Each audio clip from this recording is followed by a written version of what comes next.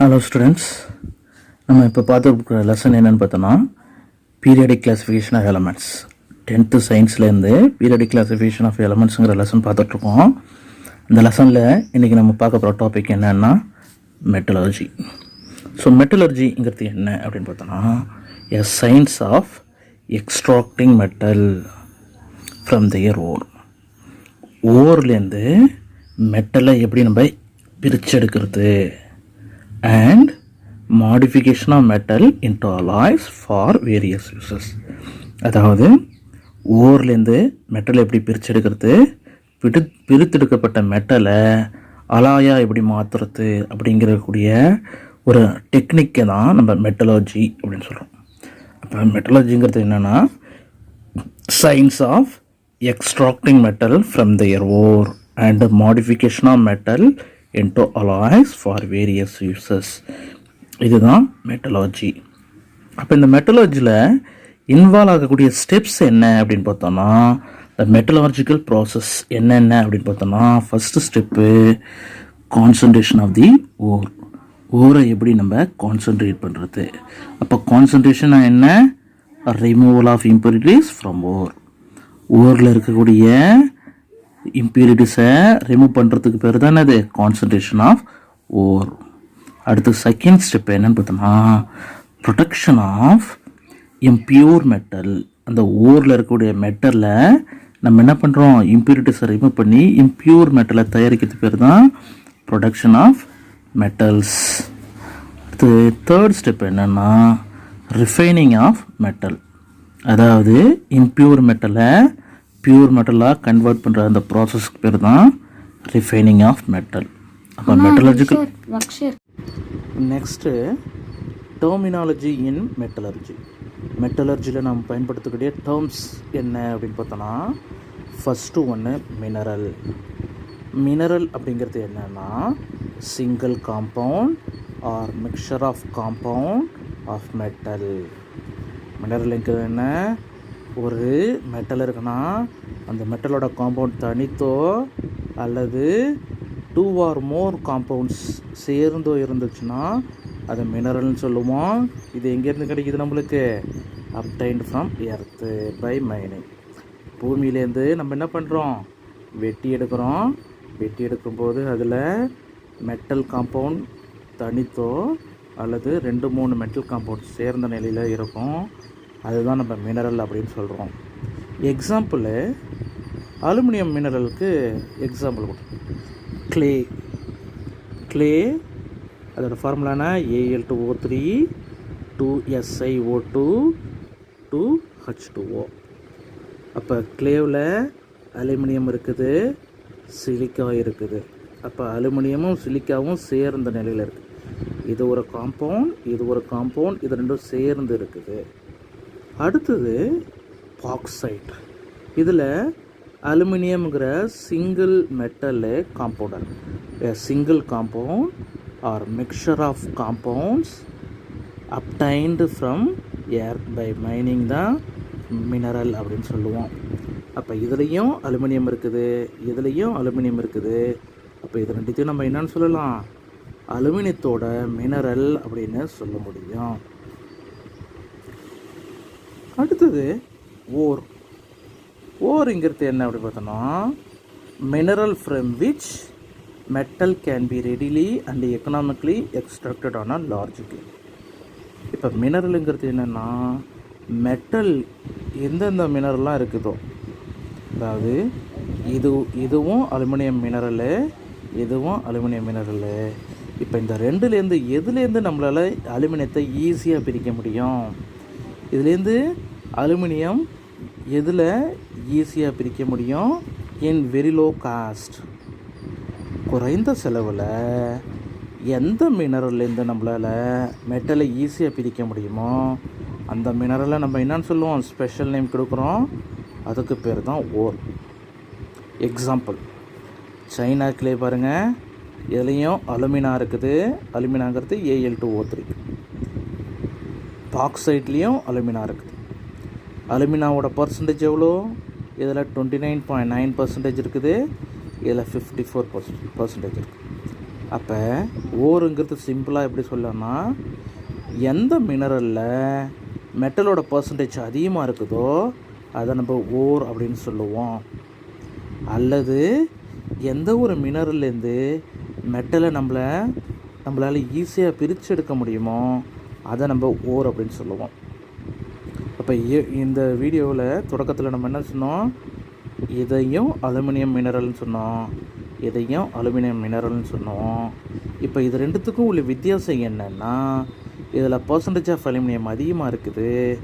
அதே போல் இதுலேருந்து நம்மளால் அலுமினியத்தை ஈஸியாக குறைந்த செலவில் பிரிக்க முடியும்னா, அப்போ இந்த பாக்சைட்டை நம்ம வேறு எப்படி சொல்லலாம், ஓர் அப்படின்னு சொல்லலாம்.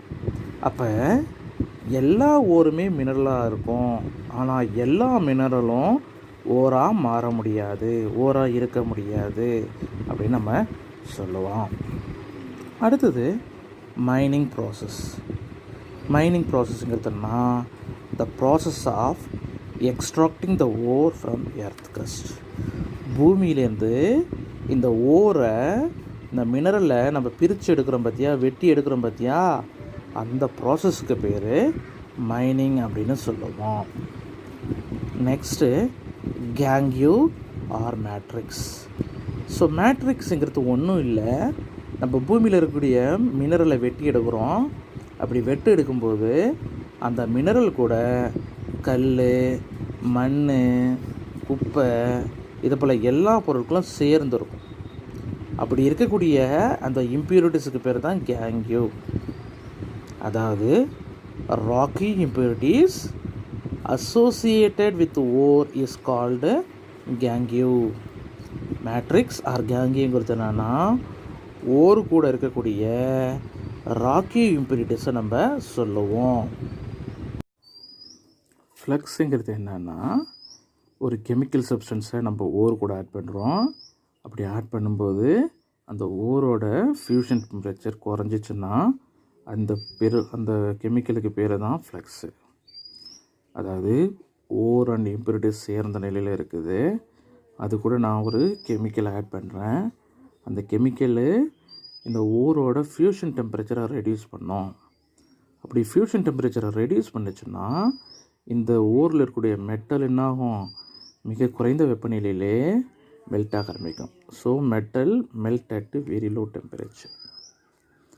அப்போ ஓரில் இருக்கக்கூடிய மெட்டல் உருகினும் இம்ப்யூரிட்டிஸ் உருகாமல் இருக்கும். அப்போ மெட்டலையும் இம்ப்யூரிட்டிஸும் நம்மளால் பிரிக்க முடியும். இப்போ ஃப்ளக்ஸுங்கிறது என்னென்னா, substance added to the ore to reduce fusion temperature. அப்போ ஃப்ளக்ஸுங்கிறது ஃபியூஷன் டெம்பரேச்சர் ஆஃப் மெட்டலை ரெடியூஸ் பண்ண பயன்படுத்தக்கூடிய பொருள் தான் ஃப்ளக்ஸு. அடுத்தது ஸ்லாக். ஸ்லாகுங்கிறது என்னென்னா, ஓர் கூட இருக்கக்கூடிய இம்ப்யூரிட்டிஸு நம்ம ஆட் பண்ண கெமிக்கல் கூட சேர்ந்து ஒரு ஃபியூசிபிள் ப்ராடக்டை கொடுக்கும், ஒரு கரைந்த நிலையில் ஒரு ப்ராடக்டை கொடுக்கும்.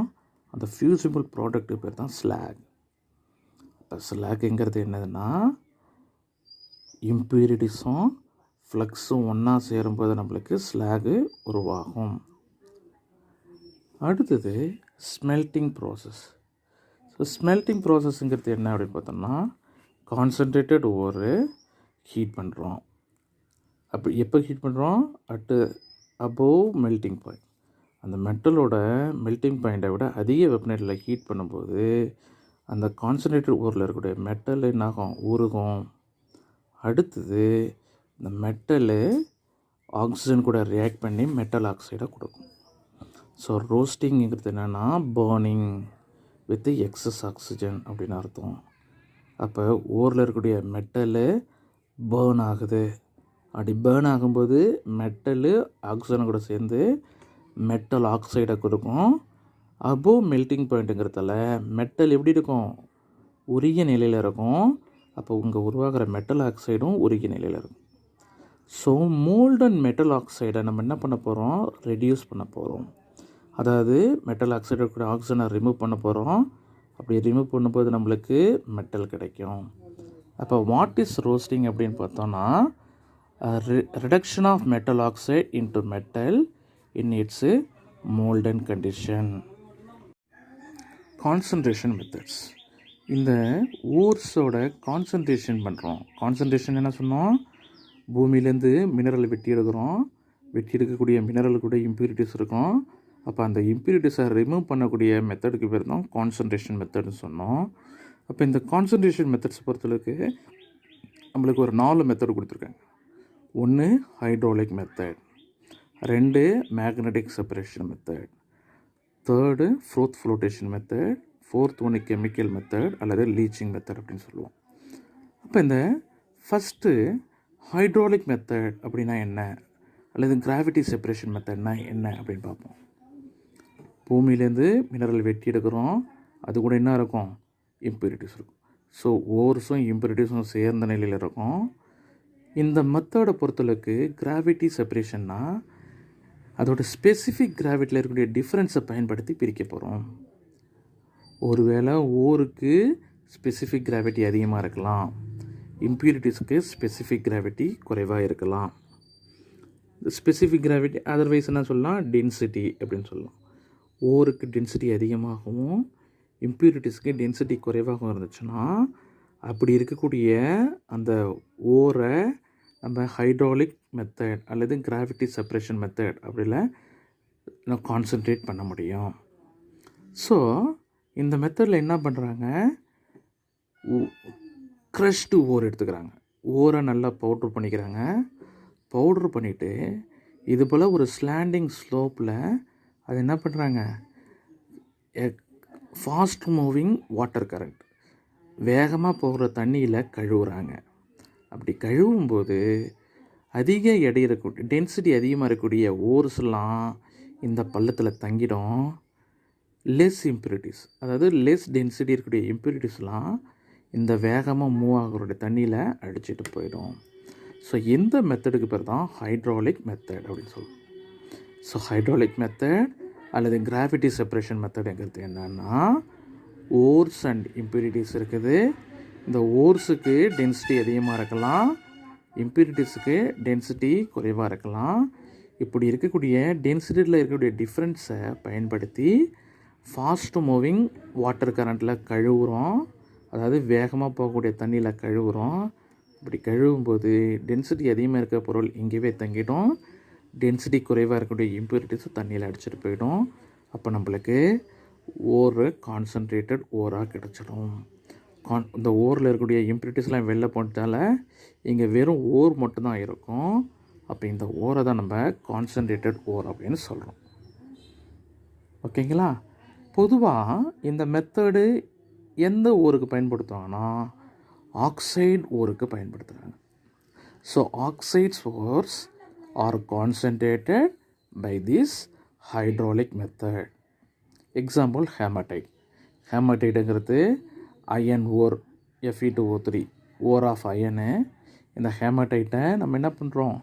இந்த கிராவிட்டி செப்பரேஷன் மெத்தடில் பயன்படுத்துகிறோம். அதாவது இரும்பு எடை அதிகமாக இருக்கும், டென்சிட்டி அதிகமாக இருக்கும்.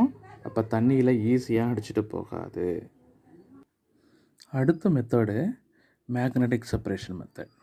ஸோ இந்த மெத்தடில் ஓரோ அல்லது இம்ப்யூரிட்டிஸோ மேக்னெட்டிக் ப்ராப்பர்ட்டி இருந்துச்சு அப்படின்னா அதை நம்ம இந்த மெத்தடில் பிரிக்க முடியும். அதாவது ஓருக்கு மேக்னெட்டிக் ப்ராப்பர்ட்டி இருந்து இம்ப்யூரிட்டிஸ்க்கு நான் மேக்னெட்டிக் ப்ராப்பர்ட்டி இருந்துச்சுன்னா, அல்லது ஓருக்கு நான் மேக்னெட்டிக் ப்ராப்பர்ட்டி இருந்து இம்ப்யூரிட்டிஸ்க்கு மேக்னெட்டிக் ப்ராப்பர்ட்டிஸ் இருந்துச்சுன்னா இந்த மெத்தடில் நம்ம ஓரையும் இம்ப்யூரிட்டிஸையும் பிரிக்க முடியும். எக்ஸாம்பிளுக்கு டின் ஸ்டோன் அப்படிங்கக்கூடிய ஒரு ஓரை இந்த மெத்தடில் கான்சன்ட்ரேட் பண்ணுறோம். அப்போ மேக்னெட்டிக் செப்பரேஷன் மெத்தடுங்கிறது என்னென்னா, 2 வீல் இருக்கும். அதில் ஒரு வீல் மேக்னெட்டிக் வீலு, இன்னொன்று நான் மேக்னெட்டிக் வீல். ஸோ இந்த 2 வீலுக்கு மேலே ஒரு கன்வேயர் பெல்ட் இருக்கும். நம்ம என்ன பண்ணுறோம்? இந்த பெல்ட்டில் க்ரஷ்டு ஓர், கான்சன்ட்ரேட் பண்ணக்கூடிய ஓரை என்ன பண்ணுறோம்? பவுடர் பண்ணி இந்த கன்வேயர் பெல்ட்டு மேலே கொட்டுறோம். அப்போ இந்த பெல்ட் என்னாகும்? கண்டினியூஸாக அப்படி மூவ் ஆகிட்டுருக்கோம். அப்போ இது மேலே இந்த ஓரை பவுட்ரு பண்ணி கொட்டுறோம். அப்படி கொட்டும்போது இந்த வீல் வந்து மேக்னெட்டிக் வீல், மேக்னட்டால் செய்யப்பட்ட வீலு. அப்போ இந்த பவுடரில் இருக்கக்கூடிய மேக்னெட்டிக் சப்ஸ்டன்ஸை இந்த வீல் அட்ராக்ட் பண்ணும். அப்போ நான் மேக்னெட்டிக் சப்ஸ்டன்ஸு எந்த ஒரு அஃபெக்டும் ஆகாது. மேக்னெட்டிக் சப்ஸ்டன்ஸ் இந்த வீல் கூட ஒட்டிக்கும். அப்போ இந்த வீல் வேகமாக சுற்றும்போது நான் மேக்னெட்டிக் சப்ஸ்டன்ஸ் தூரமாக போய் விழும், மேக்னெட்டிக் சப்ஸ்டன்ஸ் பக்கத்திலே விழும். அப்போ இதுபோல் நான் மேக்னெட்டிக் ஓரை மேக்னெட்டிக் இம்பியூரிட்டிஸ்லேருந்து பிரிக்க முடியும், அல்லது நான் மேக்னெட்டிக் இம்பியூரிட்டிஸை மேக்னெட்டிக் ஓர்லேருந்து பிரித்து எடுக்க முடியும். அடுத்த மெத்தடு ஃப்ரோத் ஃப்ளோட்டேஷன் மெத்தட், தமிழில் நுரை மிதப்பு முறை அப்படின்னு சொல்லுவோம். பொதுவாக இந்த மெத்தடு சல்ஃபைடு ஓருக்கு பயன்படுத்துகிறோம். சல்ஃபைடு தண்ணியில் மிதக்கக்கூடியது லைட்டர் பார்ட்டிகளை. அப்படி லைட்டர் பார்ட்டிகளை கான்சன்ட்ரேட் பண்ணுறதுக்கு இந்த மெத்தட் பயன்படும். அப்போ இந்த மெத்தடில் என்ன பண்ணுறாங்க அப்படின்னு பார்த்தோன்னா, நம்மளுக்கு தேவையான ஓரை நல்லா பவுடர் பண்ணிக்கிறாங்க. பவுடர் பண்ணி அது கூட ஆயில் ஆட் பண்ணிக்கிறாங்க. அதாவது க்ரஷ்டு ஓரை ஆயில் வெட் பண்ணிக்கிறாங்க, அதாவது எண்ணெய் கூட கலந்துக்கிறாங்க. அப்படி கலக்கும்போது அதுக்கு என்ன கிடைக்கும், தண்ணியில் மிதக்கக்கூடிய தன்மை அதிகமாகும். அப்போ இந்த மெத்தடில் என்ன பண்ணுறாங்க, ஒரு பெரிய டேங்க் இருக்குது. இந்த டேங்க்கில் என்னென்ன இருக்குது, ஆயில் இருக்குது, வாட்டர் இருக்குது, அதே போல் ஆயில் வெட்டட் க்ரஷ்டு ஓர் இருக்குது, அதாவது எண்ணெயில் நனைக்கப்பட்ட க்ரஷ்டு ஓர் இருக்குது. இப்போ என்ன பண்ணுறாங்க, ஒரு ஸ்டிரரை பயன்படுத்தி நம்ம என்ன பண்ணுறாங்க, இந்த கலவையை கலக்கிறாங்க. அப்போ இந்த ஸ்டிரர் வழியாக என்ன ஆகுது, உள்ளே காற்று அனுப்பப்படுது. கம்ப்ரஸ்டு ஏரை இது வழியாக ப்ளோ பண்ணும்போது, ஊதும்போது, கம்ப்ரஸ்டு ஏரை இது வழியாக அனுப்பும்போது இது என்ன ஆகுது, நுரைக்க ஆரம்பிக்குது, எஜிடேஷன் ஆரம்பிக்குது. அப்படி ஆரம்பிக்கும்போது லைட்டர் பார்ட்டிகளாக இருக்கக்கூடிய ஓரெல்லாம் மேலே நுரையா மிதங்கும், எடை அதிகமாக இருக்கக்கூடிய இம்பியூரிட்டிஸ்லாம் கீழே தங்கிடும். அப்போ இந்த ப்ராசஸில் என்ன பண்ணுறாங்க, oil, water, oil wetted crushed ore, frothing agent, இது எல்லாத்தையும் எடுத்துக்கிறாங்க. இங்கே ஃப்ரோத்திங் ஏஜெண்ட்டாக எதை பயன்படுத்துகிறாங்க, பைன் ஆயில் அல்லது யூக்கலிப்டஸ் ஆயிலை பயன்படுத்துகிறாங்க. அப்போ இந்த டேங்க்குள்ளே என்ன இருக்குது, ஆயில் இருக்குது, வாட்டர் இருக்குது, எண்ணெயில் நனைக்கப்பட்ட க்ரஷ்டு ஓர் இருக்குது, ஃப்ரோத்திங் ஏஜெண்ட் இருக்குது. அப்போ அடுத்தது air is blown through this mixer. அப்போ இந்த கலவை வழியாக கம்ப்ரஸ்டு ஏரை உள்ளே ஊதும்போது எஜிடேஷன் நடக்கும், அதாவது பொங்கி வரும். அப்படி பொங்கி வரும்போது oil wetted ore separated from impurities, எண்ணெயில் நனைக்கப்பட்ட ஓரும் இம்பியூரிட்டிஸ் தனித்தனியாக பிரிஞ்சிடும். பிரிஞ்சு ஓருங்கிறது லைட்டாக இருக்கிறதால மேலே நுரை போல் மிதங்கும், இம்பியூரிட்டிஸ் கீழே இருக்கும். இந்த மெத்தடில் ஜிங்க் பிளண்ட், ஜிங்க் சல்ஃபைடு போன்ற பொருட்களை பிரிக்கிறாங்க. அப்போ பொதுவாக சல்ஃபைடு ஓரை கான்சன்ட்ரேட் பண்ணுறதுக்கு இந்த ஃப்ரோத் ஃப்ளோட்டேஷன் மெத்தட் பயன்படுது. அடுத்து லாஸ்ட் மெத்தடு லீச்சிங் மெத்தட் அல்லது கெமிக்கல் மெத்தடுங்கிறோம். ஸோ இந்த மெத்தடில் என்ன பண்ணுறோம் அப்படின்னு பார்த்தோன்னா, ஓரும் இம்பியூரிட்டிஸ் இருக்குது. இப்போ இந்த ஓர் மட்டும் கரையக்கூடிய ஒரு சால்வெண்ட்டை தேர்ந்தெடுக்கிறோம். அப்படி தேர்ந்தெடுத்து அந்த சால்வெண்ட்டில் நம்ம இது ரெண்டுத்தையும் தூக்கி போடும்போது ஓர் மட்டும் கரையும், இம்பியூரிட்டிஸ் கரையாது. அப்போ சூட்டபுள் சால்வெண்ட்டில் நம்ம இந்த ஓரையும் இம்பியூரிட்டிஸும் தூக்கி போடும்போது நம்மளுக்கு ஓர் கரைஞ்சி ஒரு சாலிபிள் காம்ப்ளெக்ஸை கொடுக்கும், இம்பியூரிட்டிஸ் கரையாமல் இருக்கும். அப்போ என்ன பண்ணலாம், ஃபில்ட்ரு பண்ணுறோம். ஃபில்ட்ரு பண்ணும்போது இம்பியூரிட்டிஸ்லாம் மேலே ரெசிடிவாக தங்கிடும், நம்மளுக்கு ஒரு சொல்யூஷன் கிடைக்கும். அந்த சொல்யூஷனில் என்ன இருக்குது, ஓர் இருக்குது. இப்போ இந்த ஓர் கூட நான் ஒரு ரீஏஜெண்ட்டை தூக்கி உள்ளே போடுறேன், அதாவது ஒரு ப்ரிசிபிடேட்டிங் ஏஜெண்ட்டை உள்ளே தூக்கி போடுறேன். அப்படி உள்ளே தூக்கி போடும்போது அந்த ப்ரிசிபிடேட்டிங் ஏஜெண்ட் என்ன பண்ணும், இதில் இருக்கிற ஓரை வெளியில் தள்ளிட்டு, இதில் இருக்கக்கூடிய மெட்டலை வெளியில் தள்ளிட்டு ஒரு ப்ரிசிபிடேட்டை உருவாக்கும். அப்போ நம்மளுக்கு ஓர் ப்ரிசிபிடேட்டாக கிடைக்கும். இன் லீச்சி மெத்தடுங்கிறது என்னென்னா, ஓர் அண்ட் இம்பியூரிட்டிஸை நம்ம என்ன பண்ணுறோம், சூட்டபுள் சால்வெண்ட்டில் கரைக்கிறோம். அப்படி கரைக்கும்போது ஓர் இந்த சால்வெண்ட்டில் கரைஞ்சி சாலிபிளாக மாறிடும், இம்பியூரிட்டிஸ் கரையாமல் அப்படியே இருக்கும். அப்போ ஜூஸில் இருக்கக்கூடிய விதைகளை ஃபில்ட்ரு பண்ணும்போது விதை தனியாகவும் ஜூஸ் தனியாகவும் கிடைக்கும் இல்லையா, அதுபோல் நம்மளுக்கு கரைஞ்சிருக்கக்கூடிய மெட்டல் ஓர் சொல்யூஷனில் வந்துடும், கரையாத இருக்க இம்ப்யூரிட்டிஸ் அப்படியே மேலே தங்கிடும். அப்போ இந்த சொல்யூஷன்லேருந்து சூட்டபிள் ரீஏஜெண்ட்டாக யூஸ் பண்ணும்போது எனக்கு ஓர் ப்ரிசிபிடேட் ஆகி கிடச்சிரும். ஸோ இந்த மெத்தடுக்கு பேர் தான் லீச்சிங் மெத்தட். ஸோ இது போல் இந்த 4 மெத்தடும் கான்சன்ட்ரேஷன் மெத்தட்ஸு, இந்த 4 மெத்தட்ஸையும் உங்களுக்கு ப்ரீஃபாக உங்களோட டெக்ஸ்ட் புக்கில் கொடுத்துருக்காங்க. அதை நீங்கள் ரீட் பண்ணுங்கள். ரீட் பண்ணிவிட்டு அதில் ஏதாவது டவுட்ஸ் இருந்துச்சுன்னா நீங்கள் எப்போ வேணாலும் கேட்கலாம். தேங்க்யூ.